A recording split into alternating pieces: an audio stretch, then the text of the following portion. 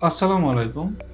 দাঁতের root canal চিকিৎসা করার পর ক্যাপ করার কি প্রয়োজন, নাকি শুধু ফিলিং করলেই হয়? আজকে গুরুত্বপূর্ণ এই বিষয়টি নিয়ে আলোচনা করব। চলুন শুরু করা যাক।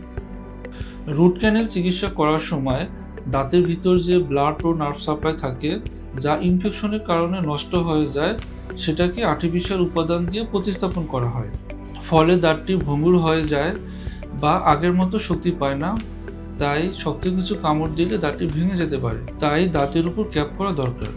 দাঁতের অনেকগুলো ওয়ালের মধ্যে প্রধান একটি বা দুটি ওয়াল নষ্ট হয়ে গেলে এবং দাঁতের ভেতরের অংশ ভেঙে গেলে তখন ক্যাপ করা খুবই দরকার।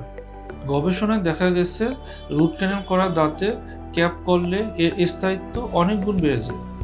রুট ক্যানেল চিকিৎসা করার সময় দাঁতের ব্লাড ও নার্ভ সাপ্লাই থাকে না, ফলে দাঁতটি ডেড হয়ে যায়, সময়ের সাথে সাথে ডিসকালার হয়ে যায়। তখন দাঁতের উপর ক্যাপ করার প্রয়োজন হয়। রুট ক্যানেল চিকিৎসায় দাঁতের ভিতরে পরিষ্কার ও জীবাণুমুক্ত করা হয়। ক্যাপ না করলে নতুন করে ব্যাকটেরিয়া সংক্রমিত হতে পারে। ক্যাপ দাঁতের উপর সিল করে দেয়, ফলে পুনরায় সংক্রমণের ঝুঁকি কমে। তাই রুট ক্যানেল চিকিৎসার পর ক্যাপ পরানো একান্ত প্রয়োজন।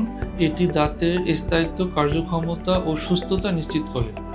একজন ওরাল অ্যান্ড ডেন্টাল সার্জন হিসাবে আমার পরামর্শ হলো রুট ক্যানেল চিকিৎসার পরপরই দাঁতে ক্যাপ বসিয়ে নেওয়া এবং সাথে সাথে সম্ভব না হলে যত দ্রুত সম্ভব দাঁতে ক্যাপ বসিয়ে নেওয়া।